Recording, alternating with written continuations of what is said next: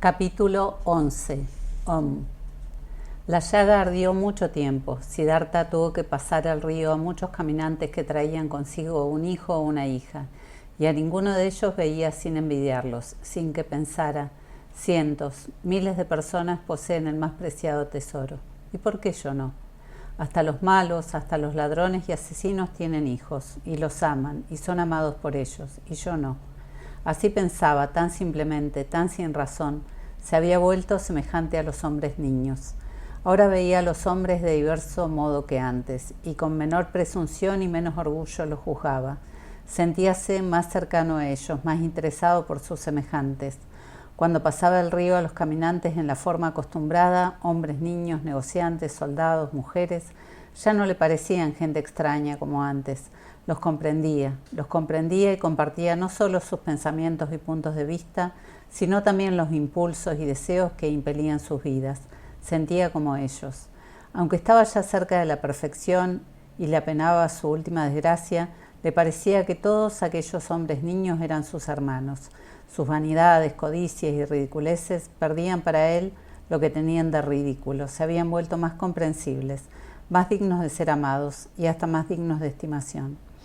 El ciego amor de una madre hacia un hijo, el estúpido y ciego orgullo de un padre presumido por su único hijito, la ciega y salvaje tendencia a adornarse y agradar a los hombres de una mujer joven y vanidosa, todos estos impulsos, todas estas niñerías, todos estos anhelos y codicias simples, insensatos, pero monstruosamente fuertes, vivos, operantes, ya no eran para Siddhartha ninguna niñería.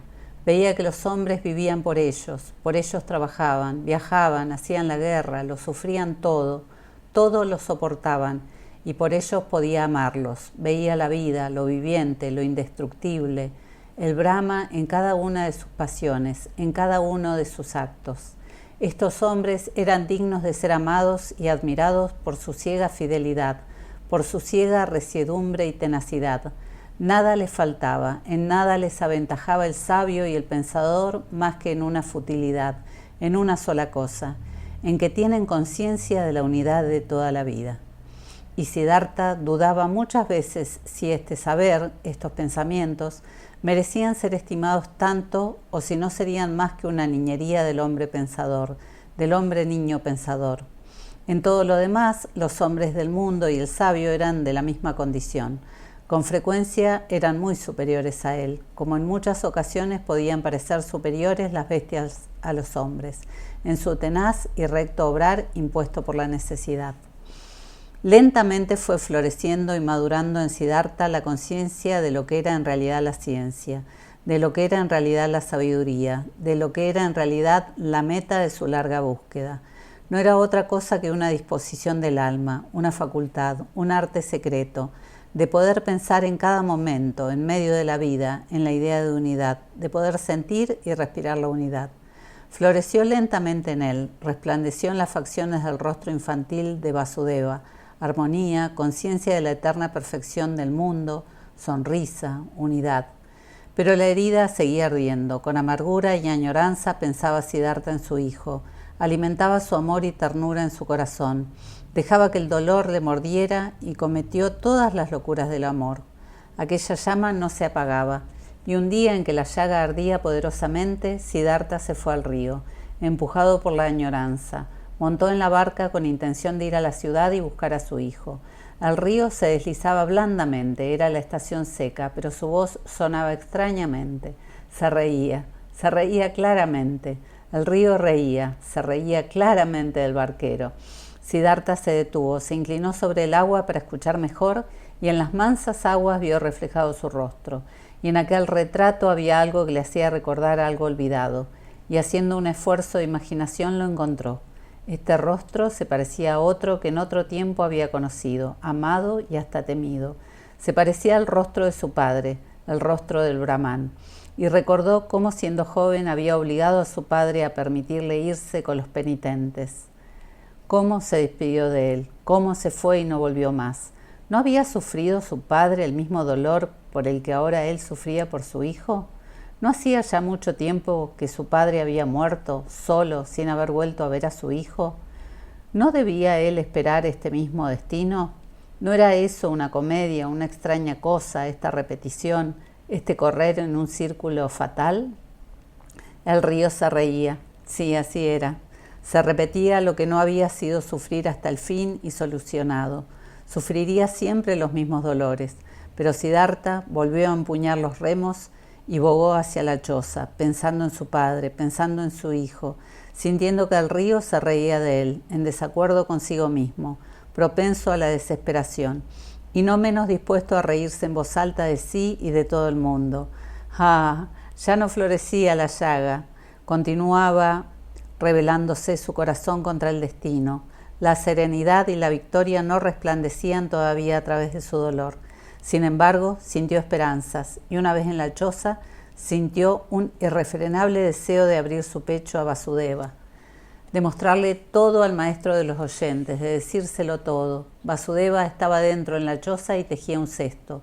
Ya no conducía la barca, sus ojos empezaban a debilitarse, y no solo sus ojos, sino también sus brazos y manos. Solo permanecían inmutables y florecientes la alegría y la benevolencia de su rostro. Siddhartha se acercó al anciano y empezó a hablar lentamente. Habló de lo que nunca le había dicho. Le habló de su ida a la ciudad aquella vez, de la ardiente llaga, de su envidia al ver a los otros padres felices, de su conocimiento de la locura de semejantes deseos, de su lucha inútil contra ellos. Todo lo relató, todo lo dijo, aún lo más penoso. Todo se dejó decir, todo se dejó mostrar. Pudo referirlo todo. Descubrió su llaga, refirió también su huida de ese mismo día, su marcha por el río, una escapada infantil, su intención de llegarse hasta la ciudad y cómo el río se había reído. Mientras hablaba, y habló mucho, mientras Vasudeva le escuchaba con rostro sereno, Siddhartha sintió que su oyente le escuchaba con más atención que de costumbre, que sus dolores, sus angustias le penetraban, que sus secretas esperanzas lo traspasaban, volvían a él desde otro lado. Mostrar su llaga a este oyente era como bañarla en el río hasta que se volviera fresca como las aguas del río. Mientras hablaba, mientras le informaba y se confesaba, Siddhartha sintió que este no era ya Vasudeva, que este no era un hombre que le escuchaba, que este oyente inmóvil embebía su confesión como un árbol la lluvia, que este ser inmóvil era el mismo río, el mismo Dios, el mismo eterno. Y cuando Siddhartha cesó de pensar en sí y en su llaga, se apoderó de él la noción de cambio operado en Vasudeva, y cuanto más pensaba en ello, tanto menos milagroso le parecía, tanto más comprendía que todo estaba en orden y era natural que Vasudeva, desde hacía mucho tiempo, casi desde siempre, había sido siempre así, que él mismo no se había dado cuenta de ello, y que él no era muy distinto del otro. Sentía que miraba ahora al viejo Vasudeva como el pueblo mira a los dioses, y que aquello no podía durar. Empezó a despedirse de Vasudeva con el corazón y siguió hablando. Cuando terminó de hablar, Vasudeva levantó su mirada afable y algo fatigada hacia él. No habló, le lanzó una oleada de silencioso amor y serenidad, de comprensión y entendimiento. Cogió la mano de Siddhartha, le llevó hasta la orilla del río, se sentó con él en tierra y sonrió al agua. Le has oído reír, dijo, pero no lo has oído todo. Escuchemos y oirás algo más. Prestaron atención, claramente se oía el polífono canto del río. Siddhartha miró el agua y sobre ella distinguió una figura. Vio a su padre, solo, entristecido por el hijo. Se vio a sí mismo, solo, trabado por los lazos de la añoranza del hijo lejano. Vio a su hijo, solo también, precipitándose por el camino ardiente de sus jóvenes deseos, cada cual dirigido hacia su fin, todos sufriendo. El río cantaba con su voz dolorosa, cantaba vehemente, corría vehemente hacia su destino. Su voz sonaba quejumbrosa. ¿Oyes?, preguntó Vasudeva con una mirada muda. Siddhartha asintió. «Escucha mejor», susurró Vasudeva. Siddhartha se esforzó en escuchar con más atención. La imagen del padre, su propia imagen, la imagen de su hijo, se fundían unas con otras. También apareció la imagen de Kamala y se fundió, y la imagen de Govinda y otras imágenes, y todas sobrenadaban en las aguas, formando un río, añorantes, codiciosos, sufrientes, y la voz del río sonaba anhelante, llena de dolor, llena de intranquilo deseo. El río caminaba hacia su término. Siddhartha veía el río formado por él y los suyos y todos los hombres que había visto antes. todas las olas y aguas, a apresurarse dolorosamente hacia su fin, muchos fines, hacia la cascada, el lago, la torrentera, el mar, y todos los fines eran alcanzados y a cada uno le sucedía otro, y el agua desprendía vapores que ascendían hacia el cielo, ya fuera fuente, arroyo, río, esforzándose de nuevo, corriendo de nuevo.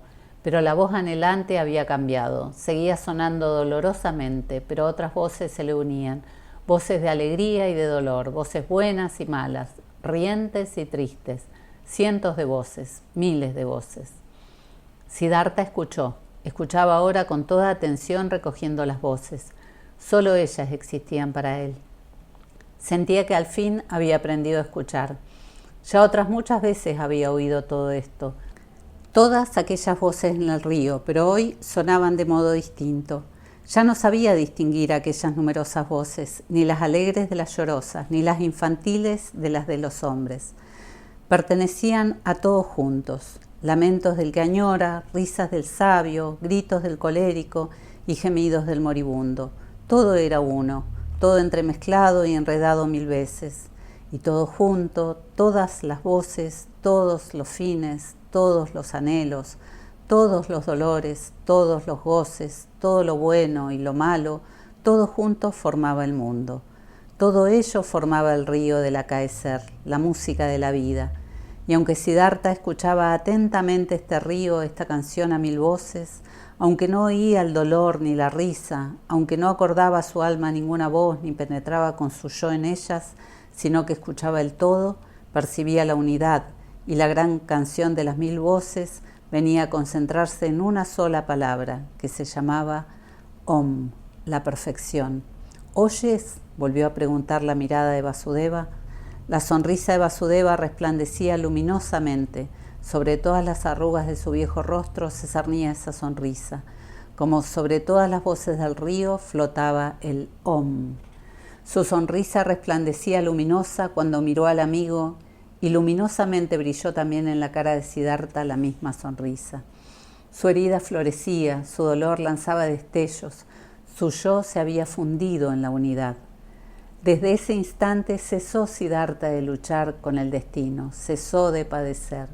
En su rostro floreció la serenidad del saber, al que no se opone ninguna voluntad, que conoce la perfección, que está de acuerdo con el río del devenir, con la corriente de la vida, lleno de compasión, lleno de gozo compartido, entregado a la corriente, perteneciente a la unidad.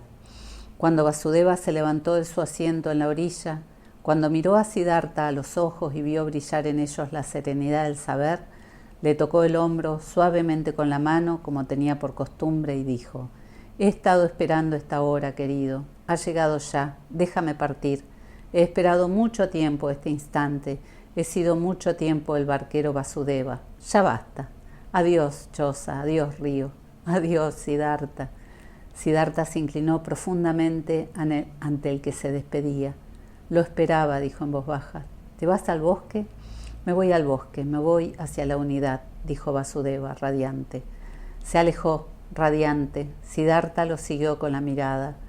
Le miraba alejarse con profunda alegría, con profunda gravedad contempló su paso lleno de paz, su cabeza llena de resplandores, su figura llena de luz.